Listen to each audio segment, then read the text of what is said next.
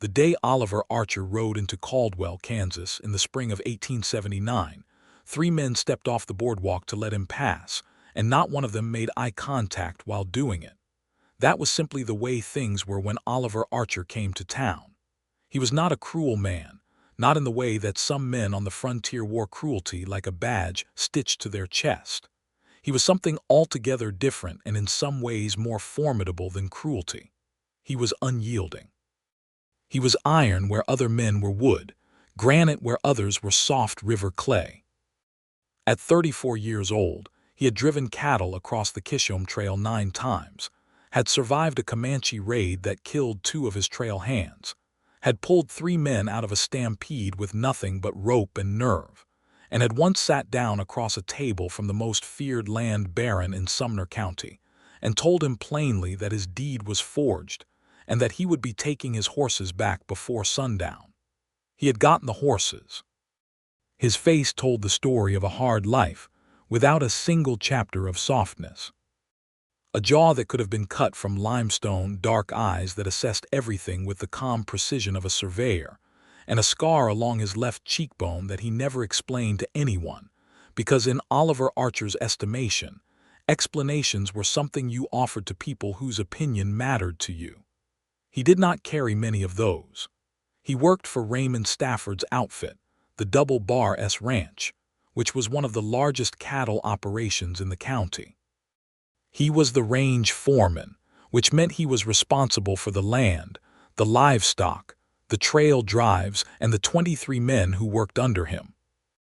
He was fair with those men in the way that a well-made tool is fair, precise, and without sentiment. He paid what he owed, expected what he was due, and never asked a man to do something he would not do himself. The men respected him the way they respected a coming storm. You did not love a storm. You prepared for it. You stood clear of its worst edges, but you were deeply, profoundly glad it was on your side. Oliver had no family to speak of, or rather, he had family in the way that a man who has been burning through life at a relentless pace sometimes does. A mother buried in Missouri when he was 17. A brother who had gone west before him and vanished into the territories, last heard of somewhere near the Cimarron, and that had been 8 years ago now.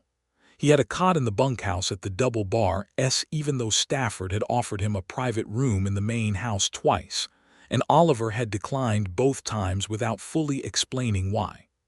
The truth, though he would not have said it aloud, was that the cot felt right. The cot felt like what he deserved, which was to say, nothing more than was strictly necessary for the work to get done. He was not looking for softness. He would not have known what to do with it if it had arrived wrapped in ribbon and sat on his doorstep. The Wilcox homestead sat 4 miles east of Caldwell on a stretch of high grass prairie that rolled gently toward a dry creek bed ringed with cottonwoods. It was not a large plot of land, perhaps 160 acres under a homestead claim, with a modest 2-room house built of sod and timber that had been added onto twice since the original structure went up in 1874. There was a barn that leaned slightly to the south, a kitchen garden that was better tended than most in the county, and a weather vane on the barn roof shaped like a rooster that squeaked in the wind with a sound so persistently cheerful that the neighbors a quarter-mile distant had once sent a note asking if something could be done about it. Gertrude Wilcox was 30 years old, a widow of 2 years, and the sort of woman whose smallness misled people into underestimating her, until they had done so once and paid for the mistake. She stood 5 feet and 1 inch in her good boots, had hair the color of dark honey that she kept pinned up sensibly under a cotton bonnet most days, and eyes that were an unusual shade of gray-green that shifted depending on the light. Her hands were permanently rough at the palms from the work of running the homestead, but her fingers were long and careful, the kind of hands that could set a broken fence post and 10 minutes later stitch a perfect seam. Her husband, Thomas Wilcox, had died in the winter of 1877, thrown from a horse during a January ice storm while riding to check on a neighbor's cattle he had agreed to watch over. The horse had slipped on a frozen creek crossing, and Thomas had struck his head against a stone.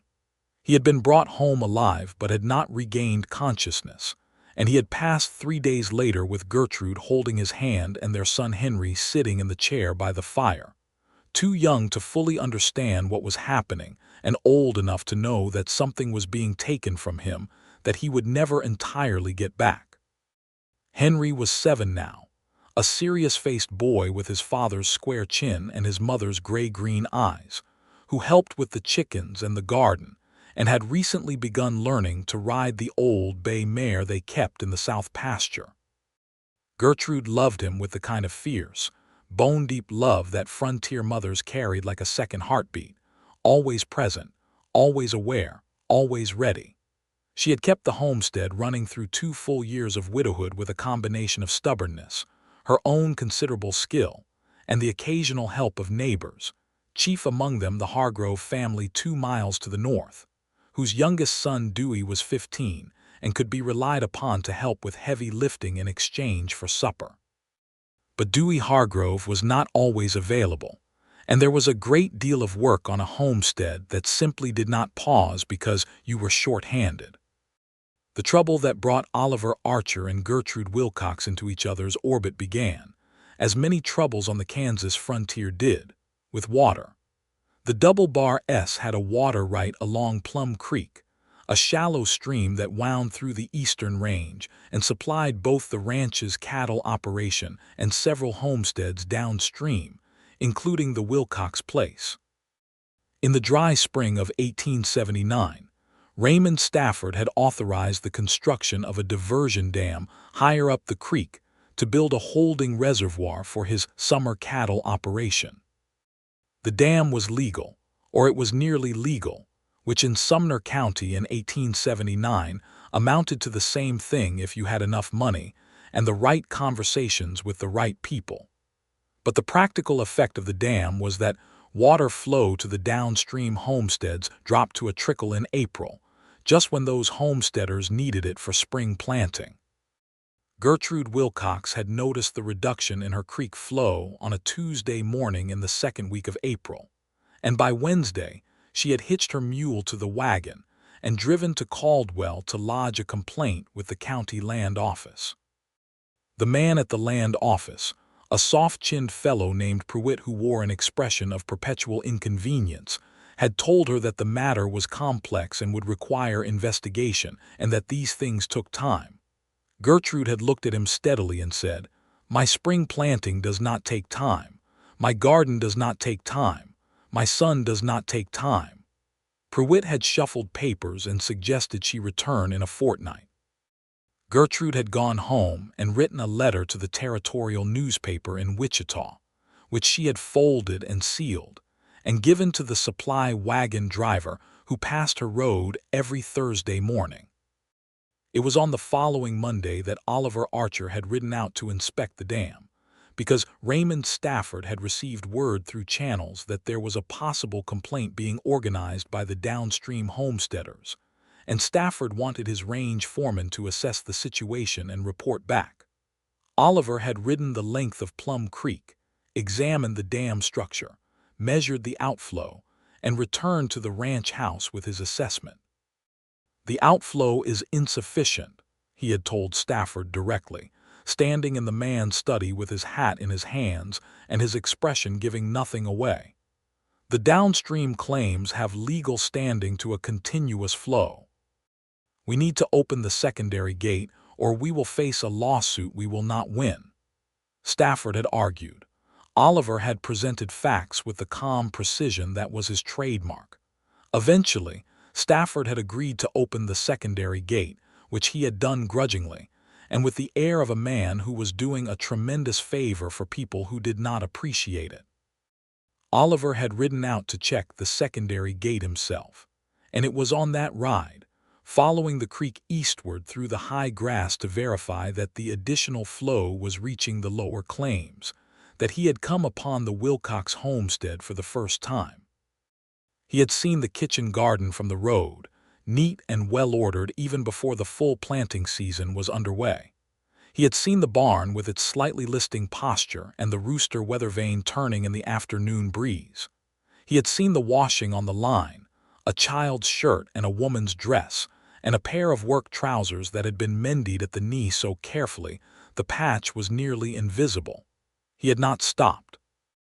He had noted the signs of water flow returning to the creek bed along the property's eastern edge, had confirmed the diversion was working, and had ridden back toward the double-bar S without thinking much more about it.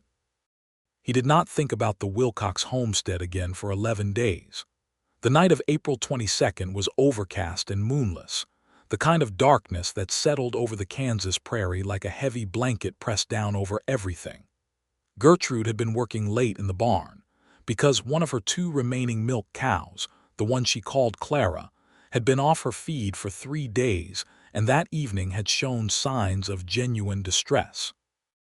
Gertrude was not a veterinarian, but she had learned enough practical animal medicine from her husband and from the Hargrove family's older matriarch, Beulah Hargrove, to manage most common ailments. She had identified that Clara had a gas buildup, had treated her as best she could, and had stayed in the barn to monitor her progress through the evening. By 9 o'clock, Clara was showing improvement, but the lamp Gertrude had carried to the barn was burning low. She had not brought extra oil because she had expected to be done before dark, and she had not been. Now she needed to move from the barn to the house to fetch more oil, and the house was 60 yards across an open yard, and the darkness outside the barn door was total. Gertrude Wilcox was not a fearful woman. She had lived alone on this homestead for 2 years and had faced things that would have sent other people running for the nearest town. She had repaired the roof after a hail storm, alone, in September. She had put down a coyote that had gotten into her chicken coop with a single shot at 40 feet in fading light. She had delivered a calf by herself at 3 in the morning in January because the cow would not wait for morning and Dewey Hargrove was not available. But tonight, there was something in the darkness beyond the barn door that made her uneasy in a way that was different from ordinary caution. She had heard movement in the brush along the south fence line 3 times in the past hour. It could have been deer. It could have been a coyote scouting the property. It could have been the wind working through the dry grass. But it had a pattern to it that did not feel like any of those things, and Gertrude Wilcox trusted her instincts the way a frontier woman learned to trust them, absolutely and without apology. She was standing in the barn doorway with her dimming lamp, looking out into the darkness toward the house, calculating, when she heard hoofbeats on the road beyond her north fence. They slowed. They stopped. She heard the creak of a saddle and then boots on the ground. "Hello, the house," a voice said from the darkness. It was a voice like gravel that had been smoothed by a river, low and deliberate, and it carried the particular authority of a man who was accustomed to being heard the first time. Gertrude held her lamp up slightly. "I am in the barn," she called back. A pause. Then the shape of a man appeared against the dark sky at the edge of her lamp's reach, leading a horse by the reins. He was tall, broad-shouldered, and moved with the unhurried economy of someone who had no excess motion in him. "My name is Oliver Archer," he said, stopping at a respectful distance. "I ride for the double-bar S. I was checking water flow on Plum Creek and I am running late back. Saw your light." He looked at the lamp in her hand and then toward the house. "Something wrong. My cow is unwell," Gertrude said. "I have been tending her and my lamp is almost out. I need to reach the house for more oil." Oliver looked at the yard between the barn and the house. He had heard the same movement in the brush that had alerted her, because Oliver Archer's instincts were very nearly supernatural in their precision, honed by years on the trail and on the range.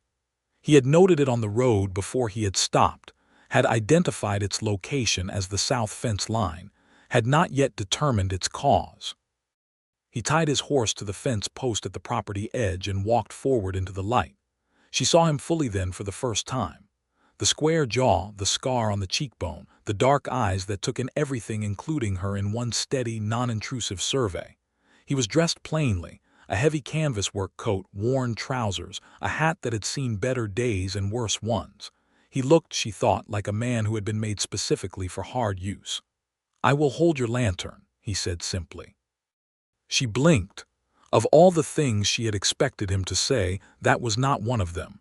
He held out his hand, palm up, waiting. Gertrude Wilcox looked at this man's outstretched hand, and she looked at the darkness behind her and the darkness before her and the thin, warm circle that the lamp cast between them, and she handed him the lantern. He held it steady and high, so the light reached further than it did when she held it, because he was simply taller, and he walked beside her across the 60 yards of open yard to the house door. When she went inside to fetch the oil, he waited on the porch without being asked. When she came back out with the new bottle, he still held the lamp.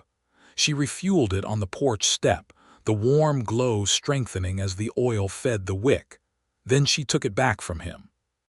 "Thank you," she said. He nodded, and she thought she saw something move through his expression, not quite surprise, but something adjacent to it, as though the simple act of being thanked by another person had caught him slightly off guard. "The noise in your south brush," he said. "I will check it before I go. I would appreciate that." He walked the south fence line with a purposeful stride while she stood on the porch. She heard him moving through the dry grass for a few minutes, and then he returned. "A young steer," he said. "Double bar S brand. Must have broken through the east fence line and come across the creek. I apologize for the disturbance to your property. I will take him back with me." "Is the creek fence mended?" she asked. "I will see to it tomorrow." He went to the fence post where his horse was tied, collected the steer's lead with a practiced ease that suggested this was nothing out of the ordinary to him, which of course it was not, and mounted up. He looked at her standing on the porch with her lamp, and she looked back at him on his horse with the reclaimed steer, and the darkness lay thick around the small island of warm light she stood in. "Good night, Mrs. Wilcox," he said. She had not told him her name.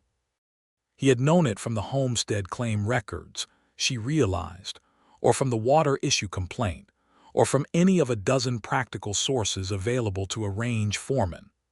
"Good night, Mr. Archer," she said. He rode out into the dark, and she watched the sound of his horse fade until it was only the wind and the distant squeak of the rooster weather vane, and the quiet of a Kansas night settling back into place.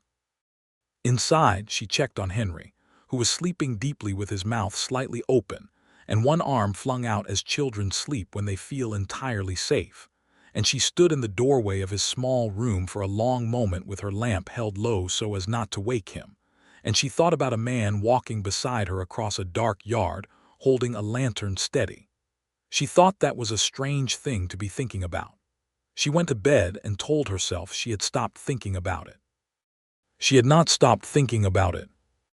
Oliver Archer rode back to the double bar S in the dark with the steer trotting compliantly at the end of the lead, and he thought about very little for most of the ride, which was his custom.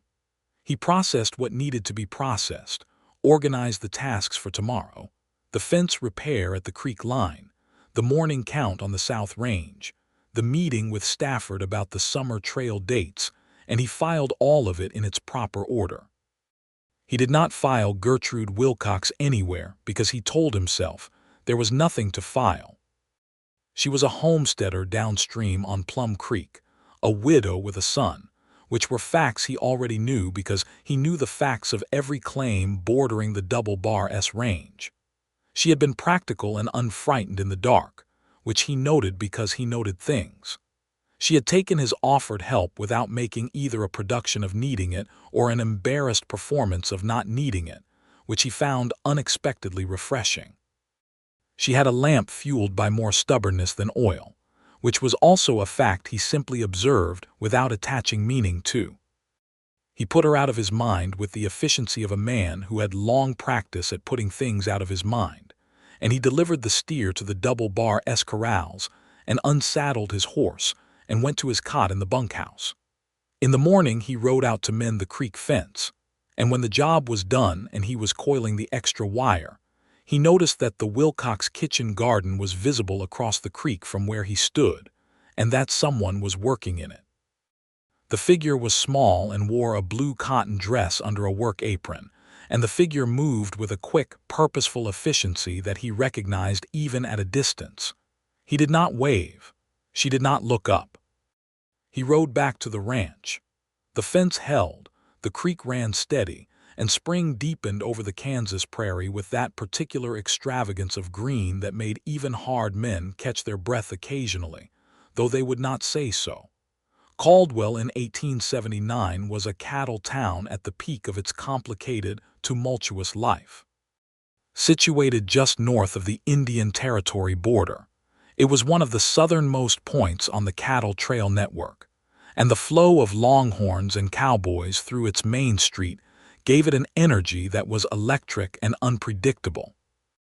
There was a hotel, 3 saloons, a general store owned by a man named Butterfield who stocked goods from Chicago and charged accordingly, a small church attended predominantly by the homesteading families east and north of town, a land office, a blacksmith, a small school that operated 6 months of the year, and a sheriff's office occupied by a stout and competent man named Marshall Clay Donahue who had been keeping order in Caldwell since 1876 and had thus far managed to do so without excessive bloodshed, which was not a small achievement.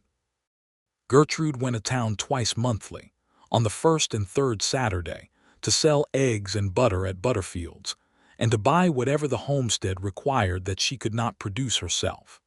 She brought Henry when the weather was good, because he loved the town with the passionate intensity of a small boy who spent most of his days on a quiet homestead and found the noise and movement of a cattle town intoxicating.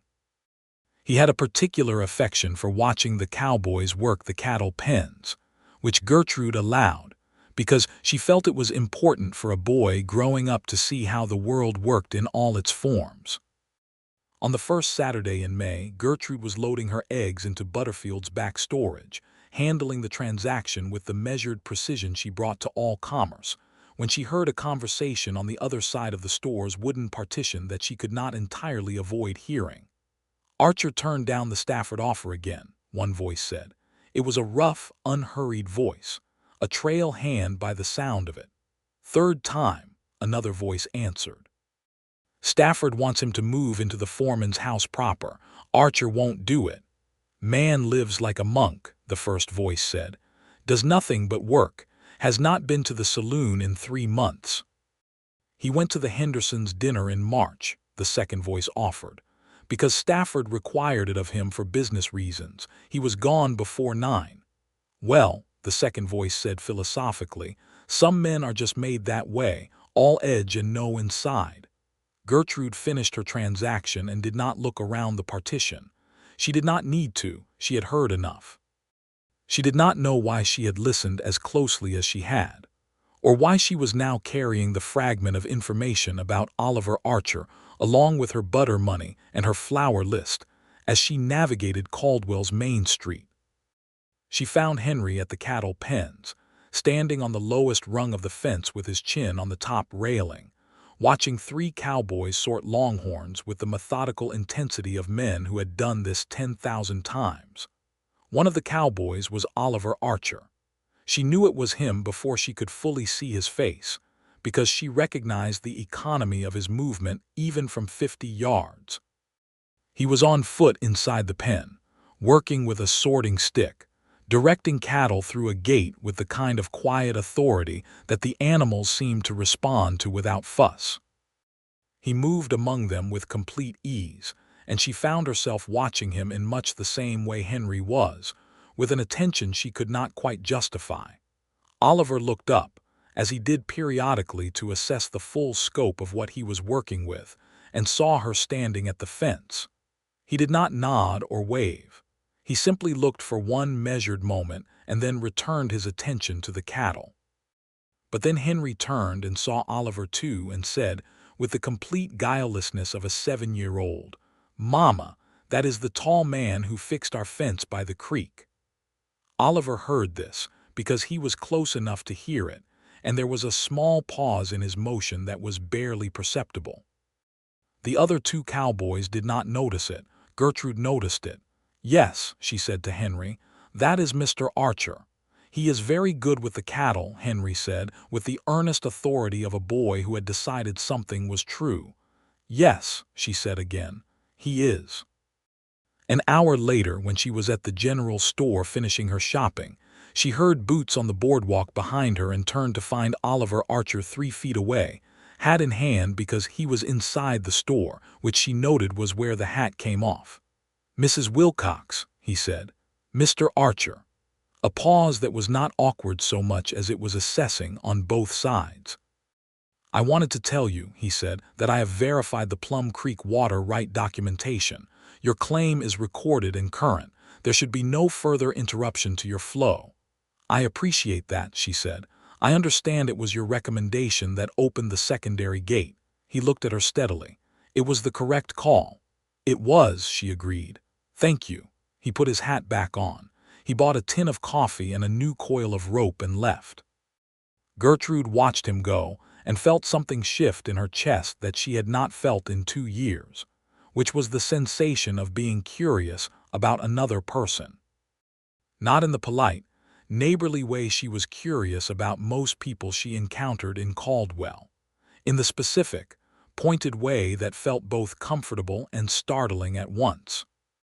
She packed her purchases into the wagon and collected Henry, who had discovered a lizard on the boardwalk and was engaged in a serious negotiation with it.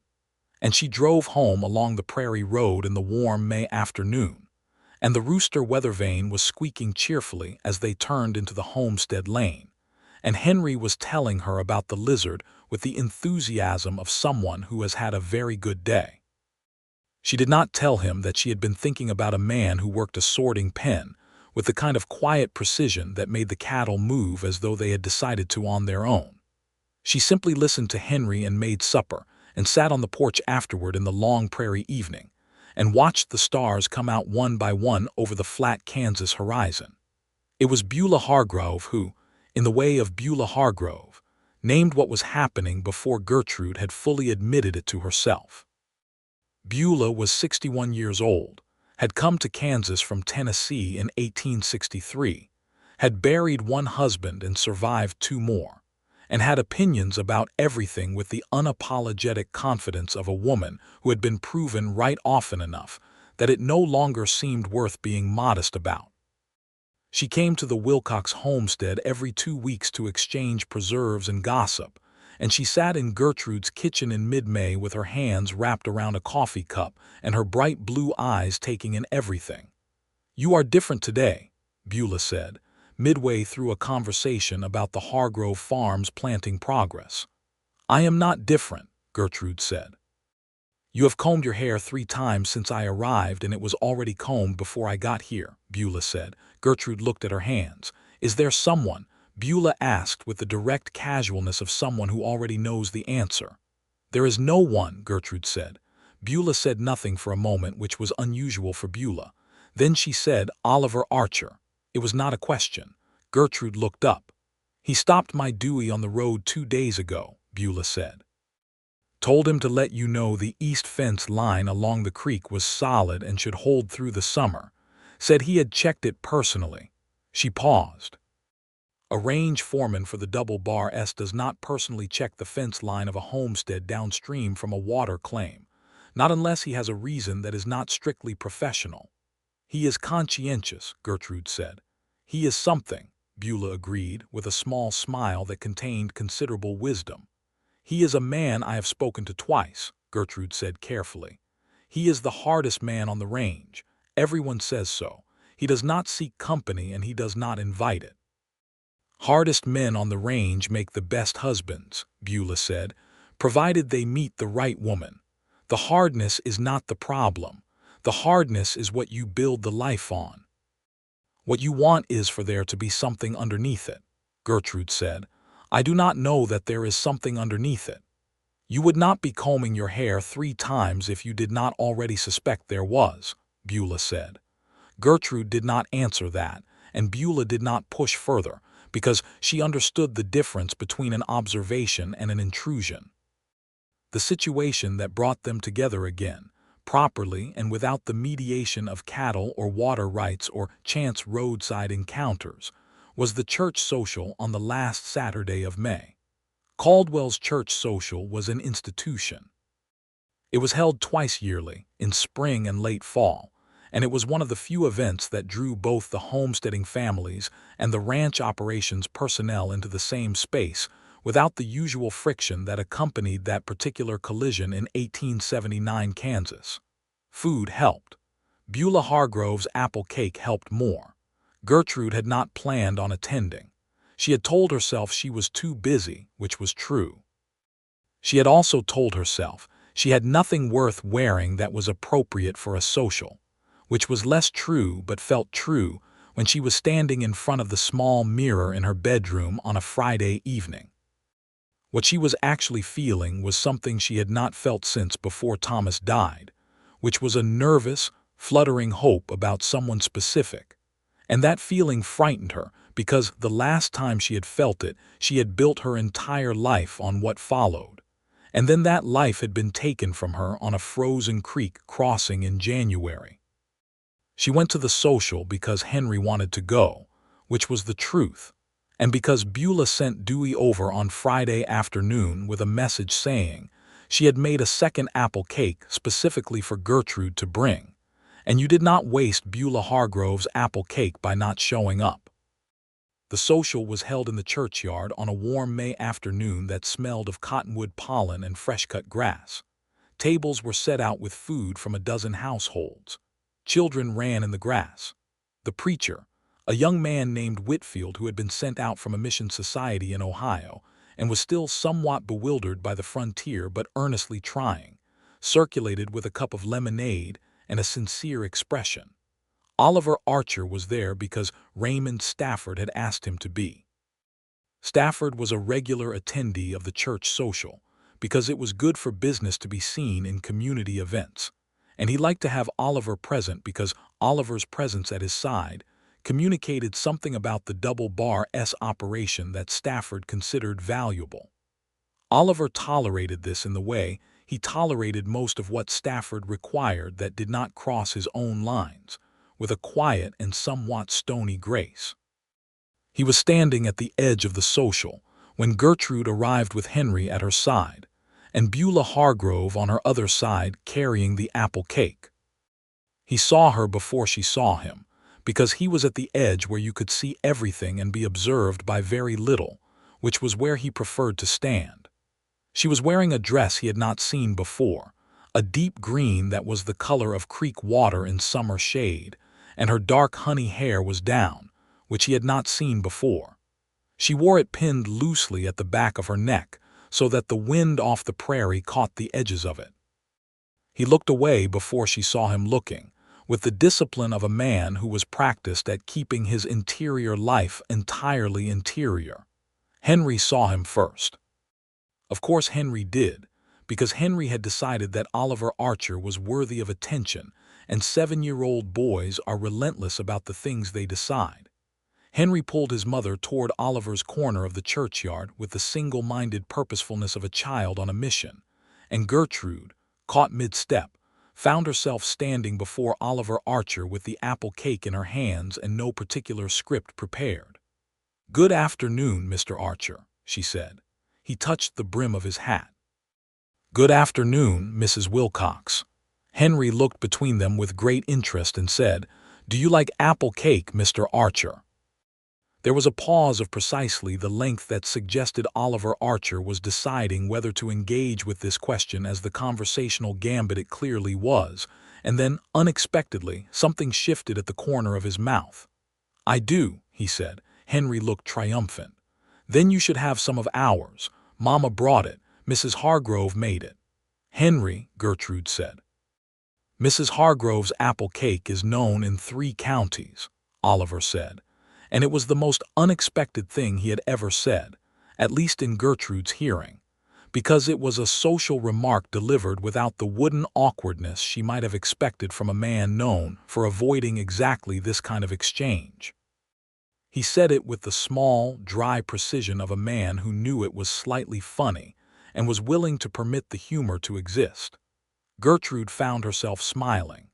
They sat at one of the long tables and ate supper, which was a circumstance that had arranged itself so naturally that she could not identify the specific moment at which the arrangement had been made. Henry ate with great enthusiasm and talked about the creek and the lizard and the cattle pens and a blue heron that had landed on the roof of the barn 2 weeks ago.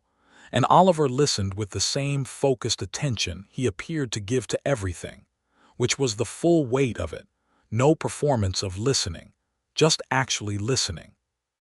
Gertrude found herself watching him listen to her son and feeling something warm and careful unfurl in her chest. "He talks a great deal," she said, when Henry had run off to find other children. "He is interesting," Oliver said simply. "He is 7. 7-year-old boys who know the name of the heron species that visits their barn are interesting," Oliver said.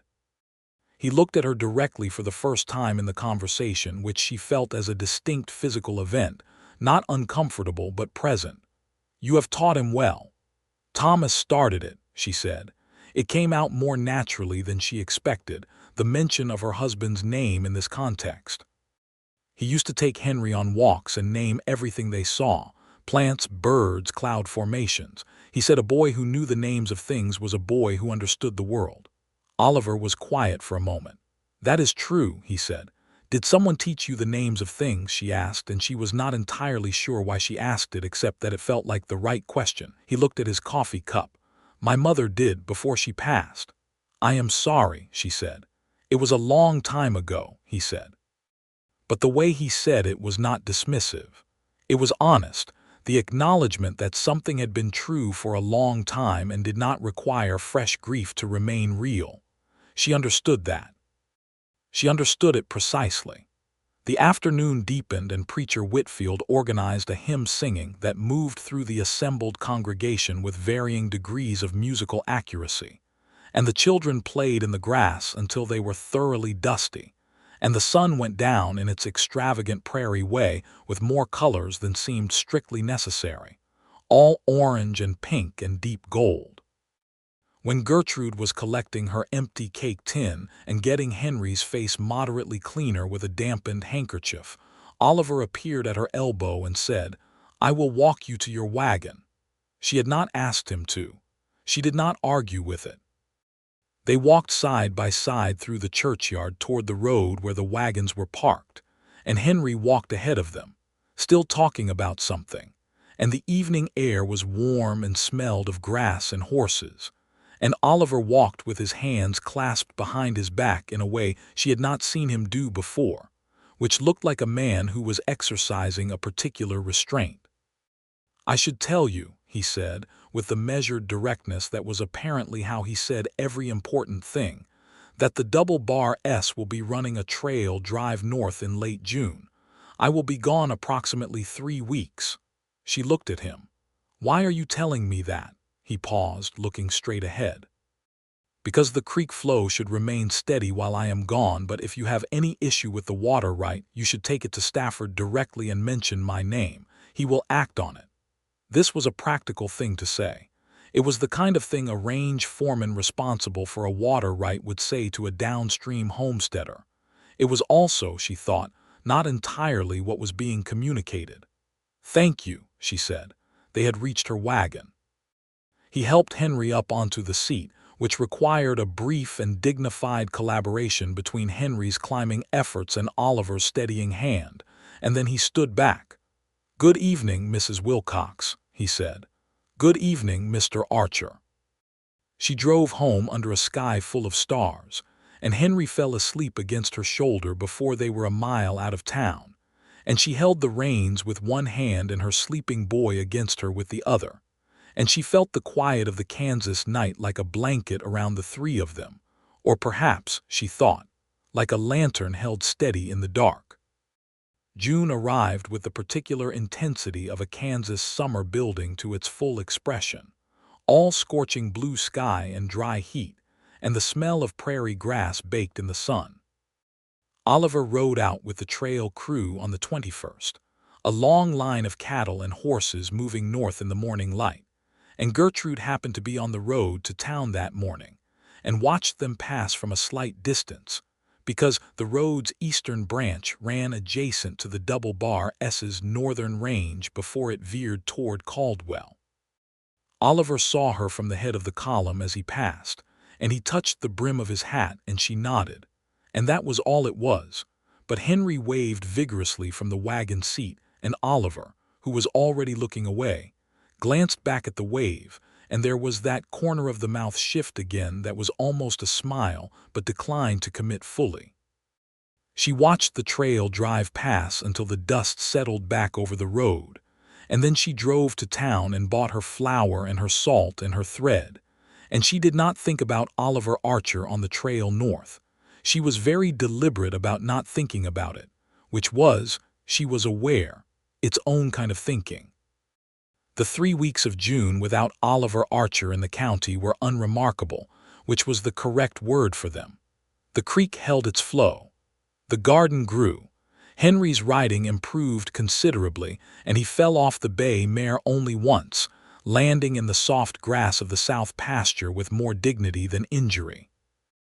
Dewey Hargrove came by twice to help with the barn repair that Gertrude had been putting off since March, and they got most of the south wall shored up in a long Saturday, with Gertrude's careful planning and Dewey's young muscles. Beulah came by and did not mention Oliver Archer's name once, which told Gertrude that Beulah was being very careful and also very deliberate, and she was simultaneously grateful and exasperated.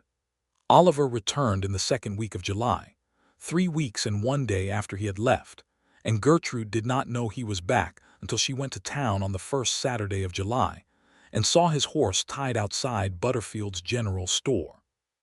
She recognized the horse before anything else, a big gray quarter horse with a distinctive white mark on the left foreleg, and she was already deciding whether to go into Butterfield's for her supplies, which she needed, or to come back tomorrow, which was unnecessary, and she knew it, when the store door opened and Oliver came out. He saw her immediately.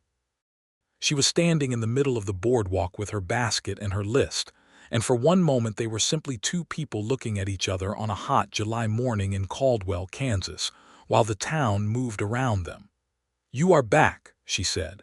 It was obvious, and she knew it was obvious the moment it came out. "2 days ago," he said. He looked at her with the same steady directness that she had become, she realized, quite accustomed to. "The drive went well." "Good," she said. "The creek held?" he asked. "Perfectly," she said. A pause. A wagon went by on the street. A dog barked somewhere beyond the livery stable. "I brought Henry something from Wichita," Oliver said. She blinked. "From Wichita." He reached into the canvas saddlebag slung over his shoulder and produced a small, beautifully illustrated natural history book with a green cloth cover. It was a guide to birds of the Central Plains, illustrated with precise, colorful drawings of each species. It was exactly, she realized, the kind of thing that Thomas would have bought for Henry if Thomas had been there and had thought of it. And the fact that this man, this granite-jawed, eye-contact-avoiding, cot-sleeping range foreman had thought of it made something in her chest contract sharply and then ease. "He said a heron visited his barn," Oliver said simply. "It is probably in there." She took the book from his hands carefully. "Thank you, he will love this." "It is not much," he said. "It is a great deal," she said honestly. He looked at his boots for a moment, which was the most self-conscious gesture she had ever seen from him, and the unexpectedness of it made her like him more than she had yet allowed herself to. "Mrs. Wilcox," he said, "I am wondering if I might call on you sometime, formally, in the proper manner." There it was, plain and direct as everything he said. No decorative preamble, no elaborate indirection. Just the thing itself, presented honestly, waiting for her answer. She thought about Thomas, and then she thought about 2 years of getting through each day without him, and then she thought about a lantern held steady in a dark yard by a man who had not been asked to do it and had done it anyway. "Yes," she said, "you may." He came the following Sunday, riding up the Homestead Lane in the afternoon with his hat straightened and his boots clean in the way a man cleans his boots when he has decided something matters. He sat in Gertrude's kitchen and drank coffee, and Henry showed him the bird book, which Henry had already spent 2 days with, and pointed out the great blue heron with an authority that made Oliver nod with genuine interest. "Papa used to call it the gray ghost," Henry said, "because it stands so still in the creek that you almost do not see it." "That is a good name for it," Oliver said. Henry looked at him with the frank assessment of a child conducting a review. "Do you know a lot about birds?" "Less than you do," Oliver said. Clearly, Henry was enormously pleased by this. Gertrude made supper, because she had planned to make supper, and because refusing to would have required an awkwardness that she did not see the point of, and they ate at the kitchen table in the long summer evening with the windows open, and the prairie light coming through warm and golden, and it was both ordinary and entirely extraordinary. After supper, Henry fell asleep on his cot before the sun was fully down, because he had been awake at 5 in the morning to watch a red-tailed hawk he had spotted near the east fence line, which he had now confirmed against his bird book with great satisfaction. Gertrude covered him and came back to the front porch where Oliver was sitting on the step with his coffee cup, looking out over the homestead in the fading light. She sat beside him, close enough for ordinary company, and they were quiet for a while, which was a comfortable quiet, the kind that you could only have with someone who did not feel the need to fill silence to avoid it. "I should tell you something," Oliver said. "All right," she said. "I have never done this before," he said, calling on someone. Formally, he looked at the horizon rather than at her. "I am not certain I know how to do it correctly." She felt the warmth in her chest again, that specific warmth that was not quite amusement and not quite tenderness but was made of both. "I do not think there is a correct way," she said. "I think you just come and you are honest and you do not waste each other's time pretending to be something you are not." He was quiet for a moment. "That I can do," he said. She smiled at the prairie horizon. "I know," she said. He began coming every Sunday. It became a fixed point in the week, the way fixed points establish themselves naturally when they are the right fixed points. He came in the afternoon, and stayed for supper and sometimes stayed after to help Henry with whatever project Henry was currently devoted to, which in late July was constructing a birdhouse based on a design he had found in a magazine at Butterfield's General Store. Oliver was unexpectedly good at small-scale woodwork, or not unexpectedly, she supposed, since a man who managed a cattle operation needed to be competent with his hands in a dozen different ways. He was patient with Henry in a way that moved her deeply, not the performing patience of someone enduring a child's company. The actual patience of a man who found Henry genuinely interesting and was content to follow the boy's pace through whatever he was thinking about. Henry, for his part, had adopted Oliver with the complete, uncomplicated loyalty of a child who has decided that someone is good and does not require additional evidence. One Sunday in August, when the heat was at its full ferocious Kansas peak, and the prairie grass was bleached gold, and the creek ran low but steady, Oliver arrived and found Gertrude on the barn roof in the afternoon sun, replacing a section of roofing that had lifted in the last windstorm. He stood at the foot of the ladder and looked up at her for a long moment. "You could have asked me to do that," he said. "I can do it myself," she said without stopping work. "I know you can," he said. "That was not what I said." She paused and looked down at him. He was looking up at her steadily, and his expression had the particular combination of respect and exasperation that she was coming to recognize as one of his specific emotional registers.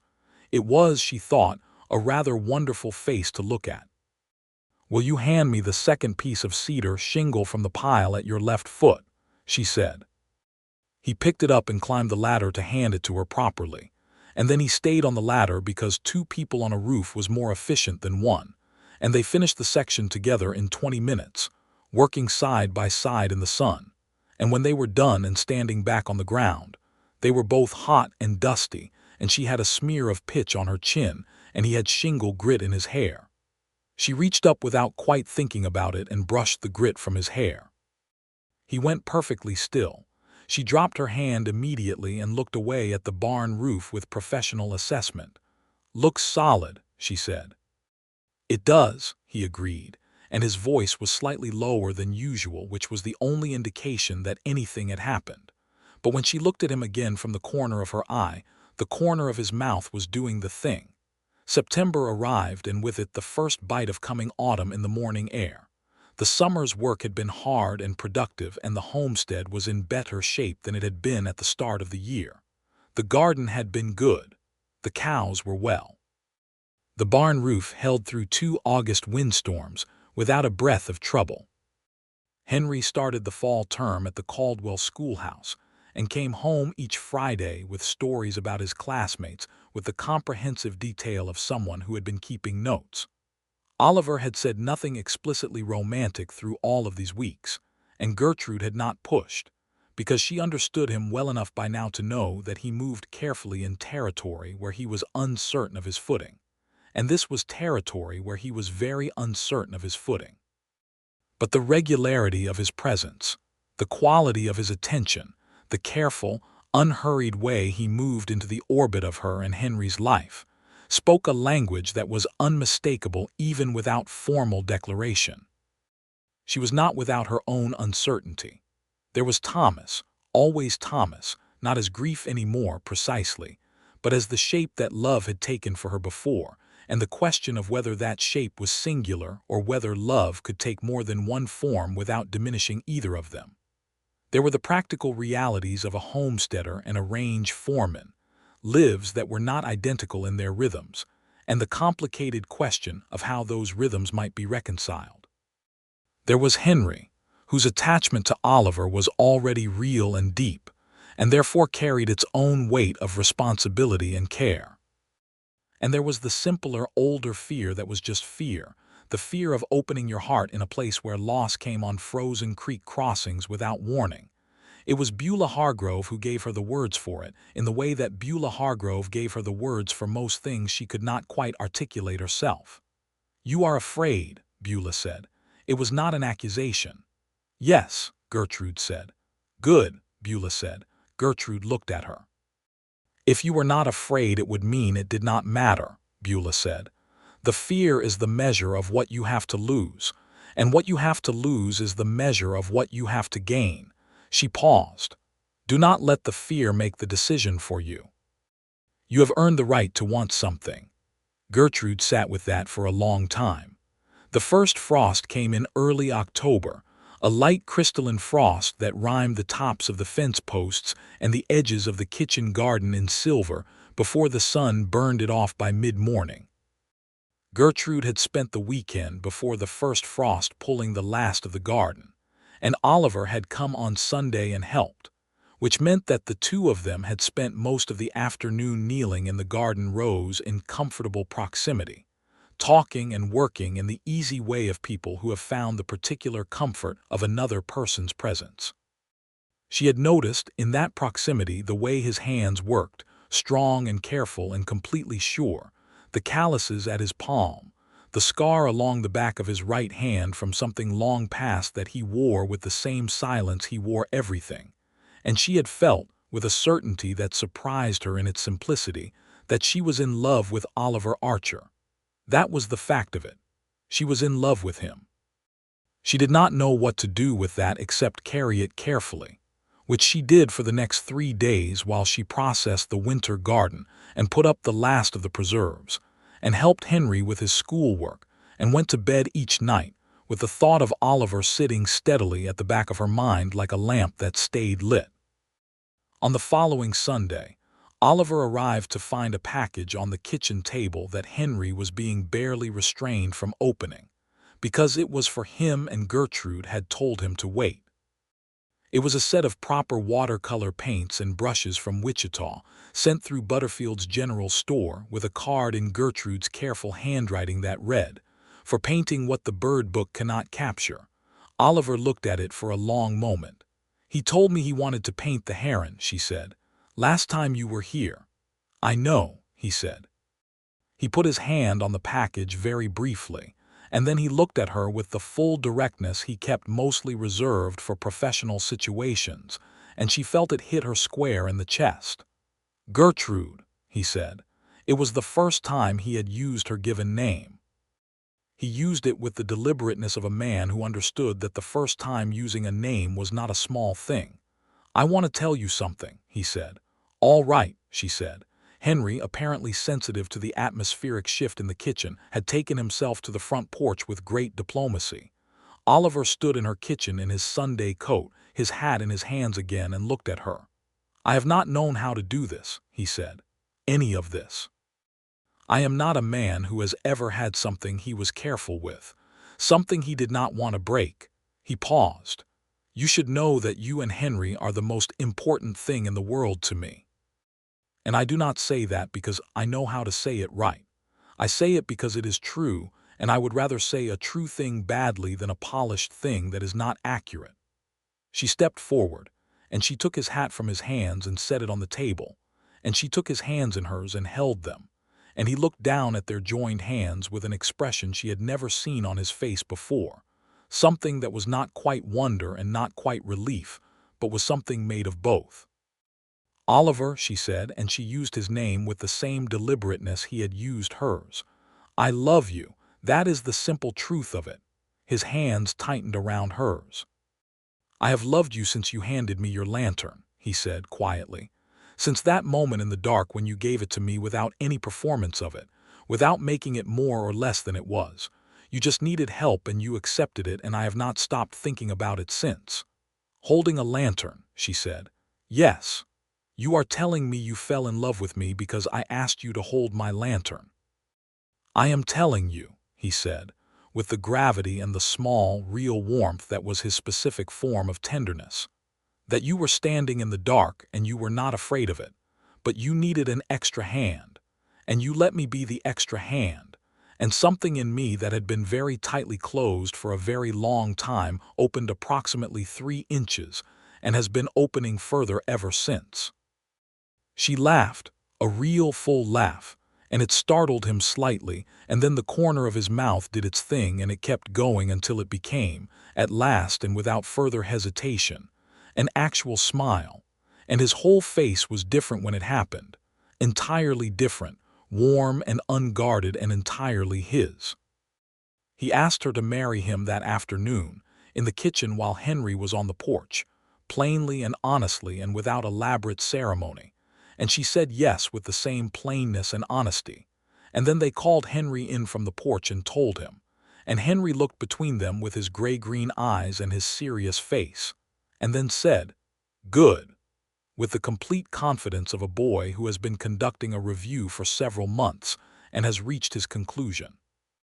They were married in December of 1879, in Caldwell's little church on a Saturday afternoon, when the sky was the deep blue of a winter prairie day, and the cottonwoods along Plum Creek were bare and white against it. Beulah Hargrove made a cake that was legendary even by Beulah's standards. Dewey Hargrove wore his good shirt and stood very straight and looked proud, for reasons that were largely his own. Marshall Donahue attended and shook Oliver's hand with enough force to make his opinion of the match clear. Oliver wore his best coat, which he had acquired from a tailor in Wichita the previous month, and he stood at the front of the church with the careful stillness of a man who is precisely where he wants to be. When Gertrude came down the aisle in the green dress she had first worn to the church social in May, with her dark honey hair properly down and her gray-green eyes holding his across the small room, he kept his expression steady because that was how he was made. But Beulah Hargrove, who was watching very closely, said afterward that she had seen his hands grip the brim of his hat, so hard the leather had creased. The ceremony was simple, and Preacher Whitfield managed it with more grace than he managed most things, possibly because this was the kind of ceremony that managed itself. When Gertrude and Oliver said their vows, they said them looking directly at each other with the full honesty that they brought to everything, and the small room of Caldwell neighbors who had gathered felt the particular weight of 2 people making a real promise, the kind that had been earned through work and loss and careful building, not just hope. That evening they ate supper with the Hargroves and a handful of close neighbors, and Henry fell asleep at the table before the cake was finished, and Oliver carried him to the wagon without waking him, which was a thing Gertrude had seen Thomas do 100 times, and which she felt now not as a wound but as a completion of something, the carrying forward of a child who was loved by more than one person in more than one way. Oliver moved into the Wilcox homestead, which he had discussed with Raymond Stafford a month before the wedding.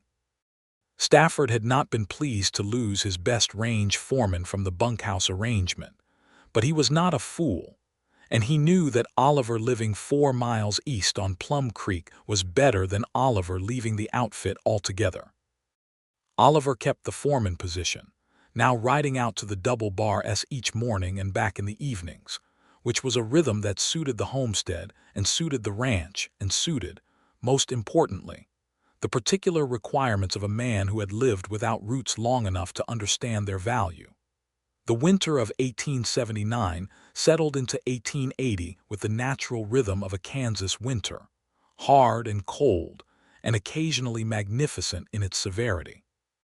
Oliver proved to be precisely what Gertrude had understood him to be, not easy in the way that some people are easy, never that, but solid and present, and full of the kind of competence that made daily life run better. He repaired everything that needed repairing and many things that needed it before they showed it. He got up before dawn and had the barn work done before Henry was awake, and had coffee ready when Gertrude came to the kitchen, and she would find him sitting at the table with his cup and his honest, quiet face in the pre-dawn dark, and feel the specific contentment of a person who has found the right fit. Henry called him Oliver for most of that first winter, and then one morning in February said, quite conversationally over breakfast, "I told my teacher that my father fixes fences before sunrise," and Oliver looked up from his coffee with an expression that he controlled quickly but not quickly enough, and Henry looked at his oatmeal and said, "If that is all right," with the sudden self-consciousness of a child who has said a large thing and is awaiting its reception.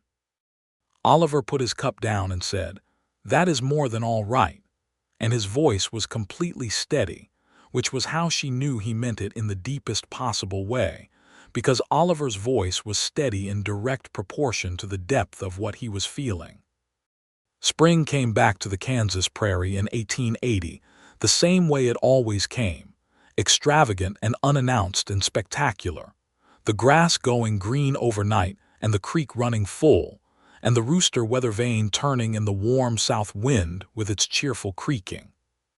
Gertrude was planting the garden when she began to understand that a change was coming, and she told Oliver on a warm April evening on the porch, and he sat very still for a moment, and then turned to her with his full face open in a way she had now seen often enough to recognize, the unguarded, complete version of Oliver Archer that existed underneath all the granite, and he said, "Gertrude," just her name, and reached for her hand. Their son James was born in November of 1880, in the bedroom of the Plum Creek homestead with Beulah Hargrove in attendance, and Henry sitting in the kitchen with his watercolors, painting, not because anyone had told him to, but because he was a child who knew how to wait in the way that children raised by Gertrude Wilcox knew how to wait, with purpose. Oliver was present in the way that a man who has been asked to be present makes himself present, entirely and without distraction.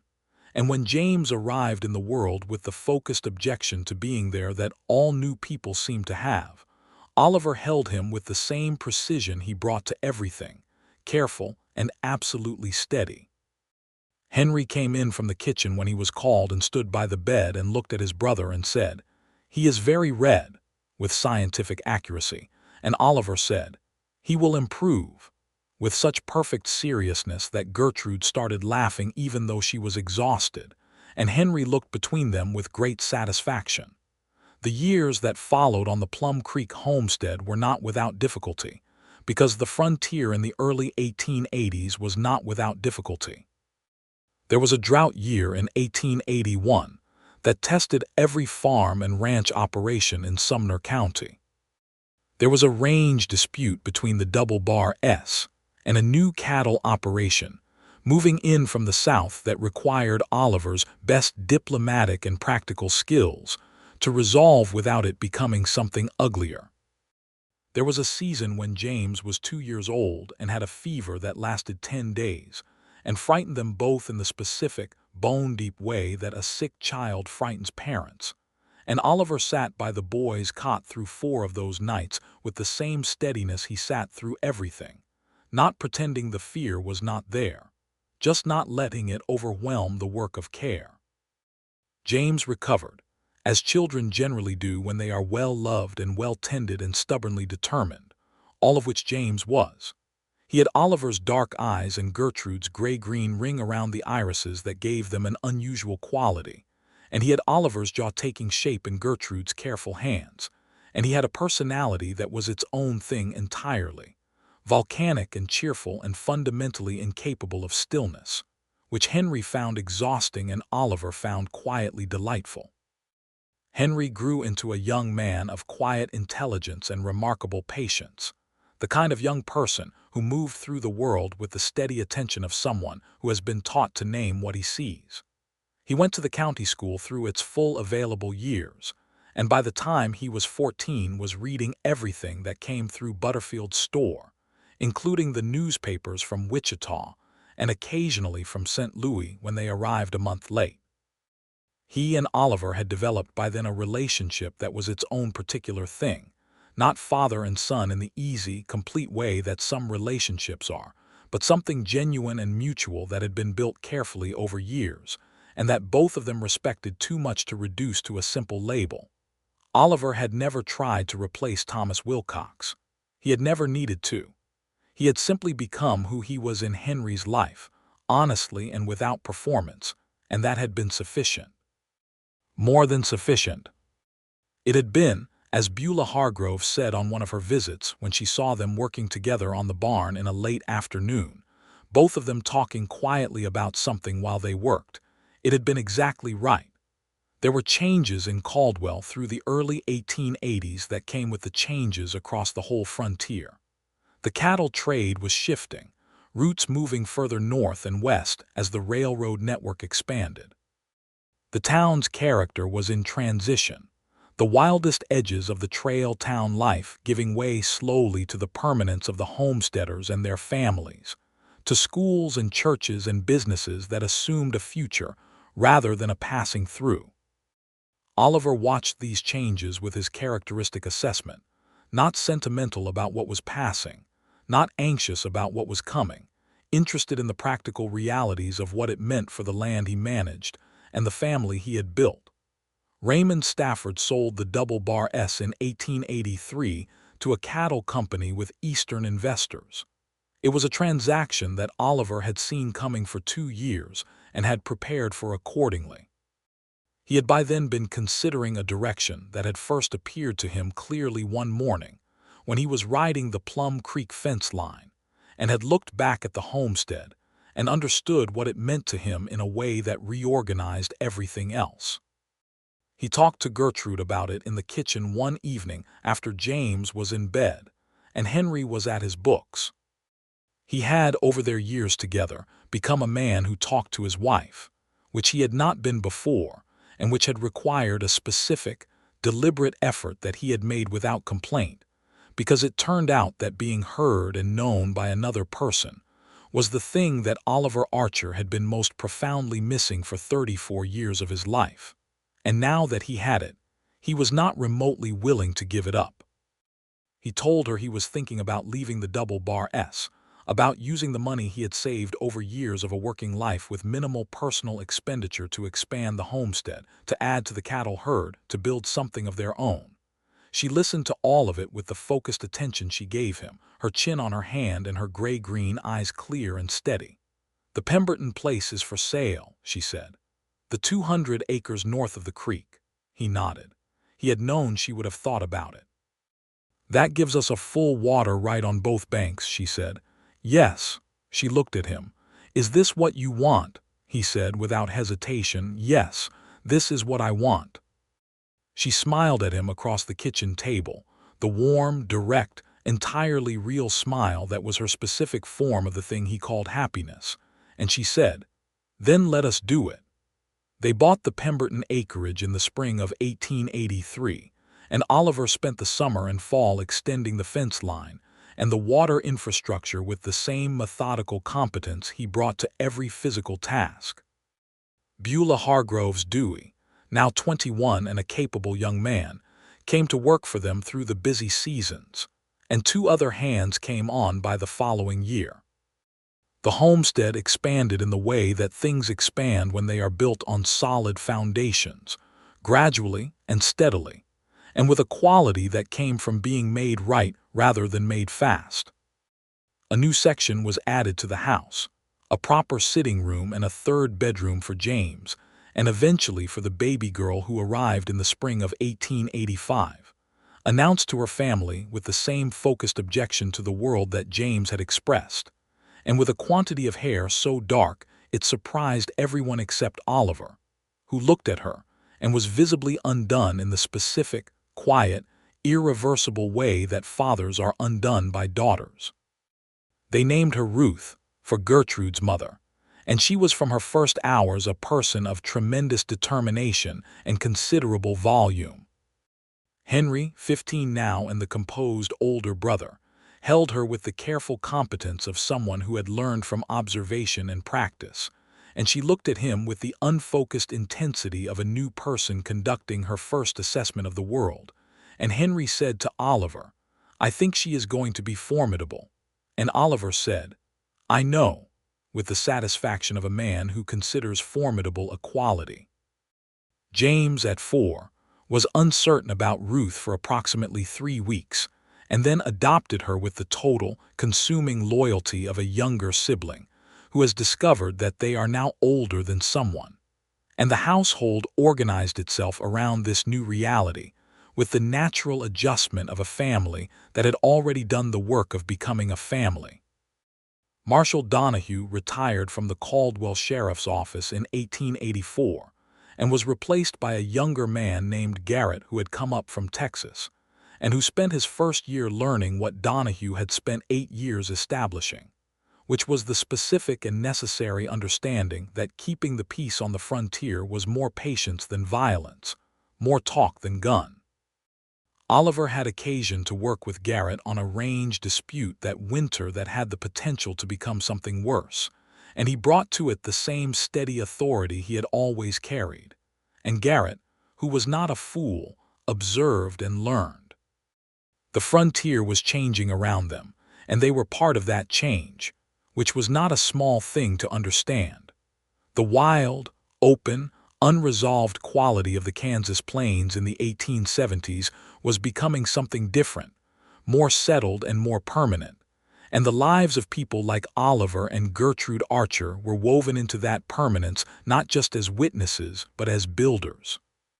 The homestead on Plum Creek, with its now solid barn and its kitchen garden and its repaired and re-repaired fence lines, and its rooster weather vane still squeaking in the prairie wind, was one of the things the new permanence was made of.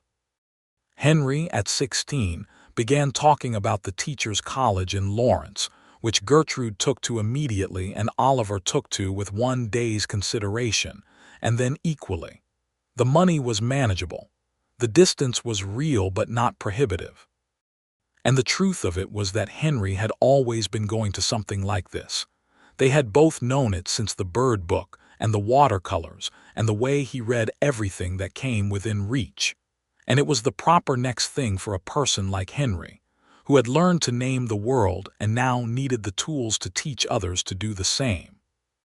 When Henry left for Lawrence in the fall of 1887, at 17, and as composed as he had been at 7, Gertrude stood on the porch and watched the supply wagon carry him to town, and was very quiet afterward for a day in the way of mothers who know they have done it right, and find the doing it right and the letting go are the same action at the same time.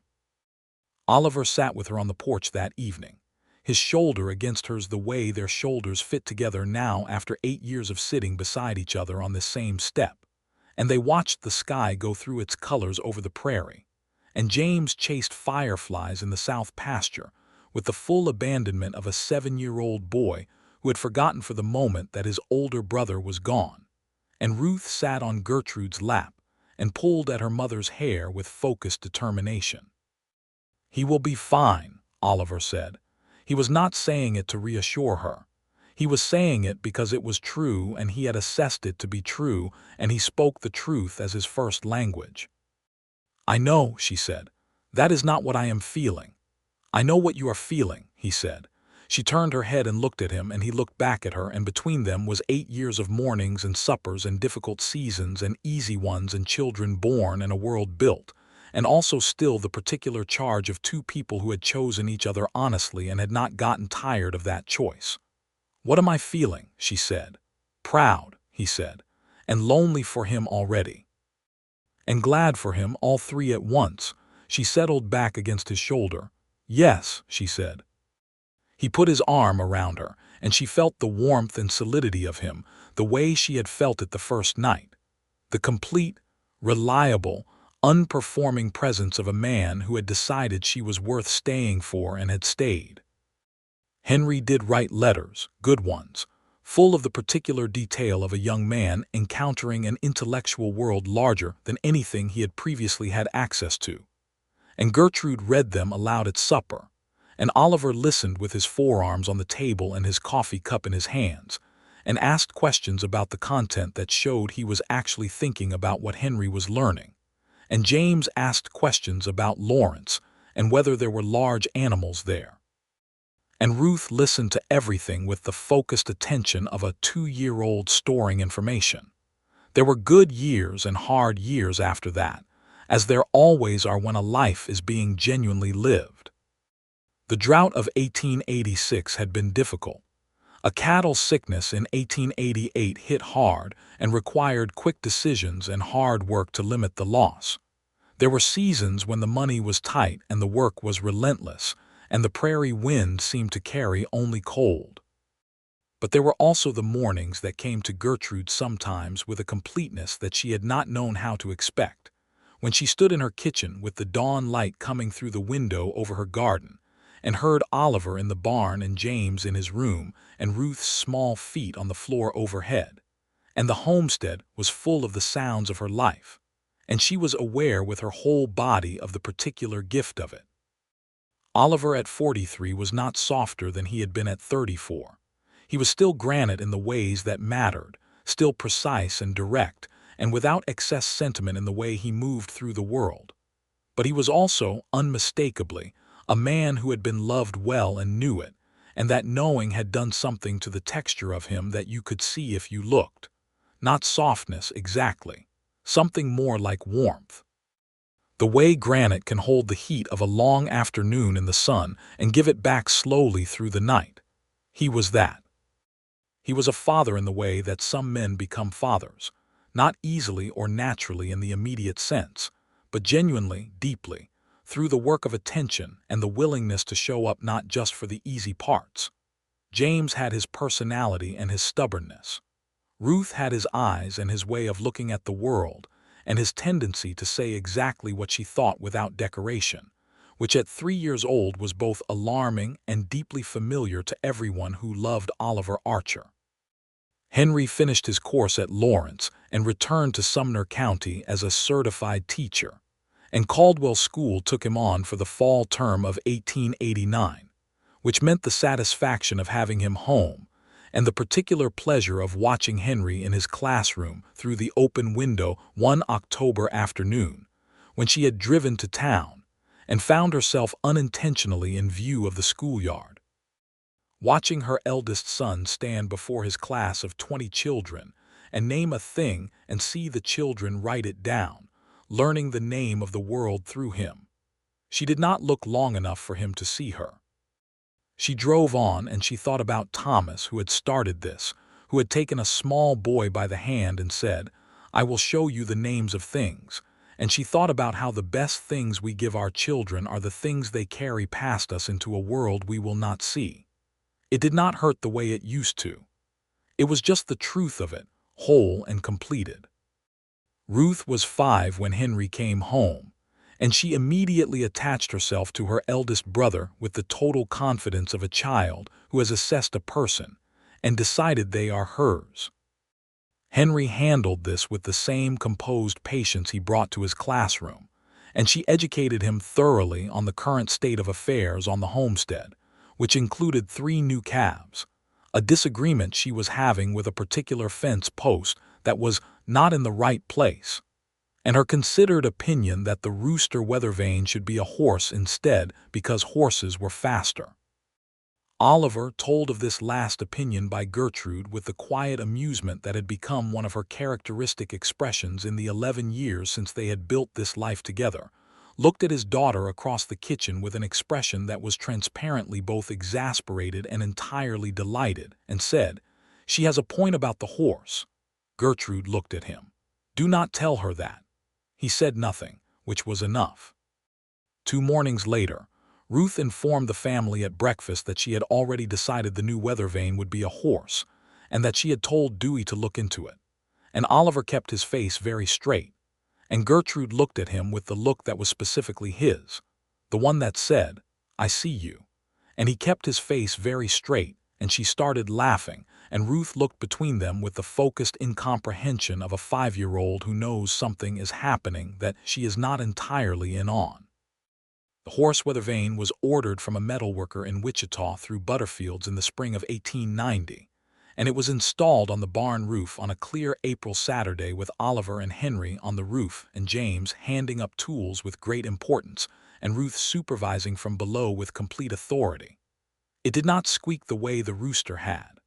Oliver oiled its mechanism before they mounted it, because that was what he did with things that he was responsible for. He kept them running right. The rooster went into the barn, where it sat on a shelf above the milk cows with what Gertrude privately felt was a slightly injured dignity. James, by 1890, was 10 years old and very clearly going to be tall, with Oliver's build already showing in his shoulders, and his way of moving with an economy that was not quite his father's but was recognizably related to it. He had Gertrude's curiosity and Oliver's assessment, which was a combination that manifested as a child who asked extremely precise questions about everything and would not accept vague answers, which his teacher, who was his brother Henry, found both challenging and gratifying. He had already decided he wanted to work cattle, which Oliver took seriously, and had been teaching him accordingly for 2 years, taking him out on the range on weekends and showing him what Oliver knew, which was considerable, in the same patient way that Oliver did everything important. On the evening of the last Sunday of October 1890, which was a Sunday of the particular prairie autumn splendor that arrived each year in Kansas, as though it had forgotten how good it was at its job, and then remembered all at once, Gertrude was on the porch in the late afternoon watching the light on the grass while Ruth sat beside her with a picture book, and Oliver came out of the barn with the look of a man who has finished his work and done it right. He came up the steps and sat on the top step and leaned back against the post, and the light was the long, golden, final light of October in Kansas, and the horse weathervane was turning slowly in the south wind, and somewhere out in the east pasture James was shouting at a calf with a focused indignation that carried clearly across the quiet. Ruth looked up from her book and said, "Papa, will you tell me about when you first came to our house?" Oliver looked at her, and then at Gertrude, who had turned her head and was looking at him with the gray-green eyes that he had loved in lamplight and daylight, and every kind of light between for 11 years. "I came to check the water on the creek," he said, "and I saw the light in the barn." "And then," Ruth said with the story child's insistence on continuation, "and then your mama was standing in the dark with a lantern that was almost out," he said, "and she needed someone to hold it while she went to get more oil." "And you held it," Ruth said. "I held it," he said. Ruth considered this. "That was a good thing to do," she said. "Yes," he said. He looked at Gertrude. "It was the best thing I have ever done." Gertrude met his eyes across the porch in the October gold, and between them was the whole of it, the dark yard and the lantern and the 2 winters of widowhood and the Sunday afternoons, and the kitchen table and the children and the fence lines and the trail drives and the drought years and the good years, and every morning that had started in the kitchen with coffee and the quiet and the particular warm fact of each other. And she thought, as she had thought many times in 11 years, that she would not trade a single moment of the difficult parts, because the difficult parts were made of the same material as everything else. She reached across the porch step and took his hand, and he laced his fingers through hers with the ease of 1,000 repetitions. And the horse weather vane turned in the south wind over the Plum Creek homestead, and in the east pasture James had apparently resolved his dispute with the calf because the shouting had stopped, and Ruth had returned to her picture book with the equanimity of a child who has gotten the story she wanted, and the Kansas autumn light lay across the whole range in its extravagant October gold. Oliver Archer had been the hardest man on the range until a small widow had asked him to hold her lantern in the dark, and he had held it, and it had turned out that what he had been carrying in those precise, capable hands all along was not just the capacity for hard work and good judgment and endurance in difficult country, but the capacity for exactly this, for this warm weight of a life well built with another person, for the particular light that a person throws when they are entirely, truly home. Henry came for Sunday supper that evening, as he did most Sundays, and the table was full of all 5 of them, and the talk was lively, and James ate enough for 2 people. And Ruth told Henry that she had decided she would teach school when she grew up and also run cattle, which Henry said was entirely reasonable, and Oliver said was probably necessary given what he had observed of her administrative capabilities. And Gertrude passed the bread and the butter and the coffee and looked around the table at her people, all of them, every one of them precisely right, and felt the deep, settled, ordinary, extraordinary satisfaction of a woman who had stood in the dark once with a nearly empty lantern, and had asked for help and had found, in the asking, everything. The creek ran steady along the eastern fence line. The stars came out over the Kansas prairie with their full, uncrowded profusion. The horse weather vane was still against the dark sky above the barn, the wind having gone quiet as it did on calm nights when the world seemed to be resting between its great exertions.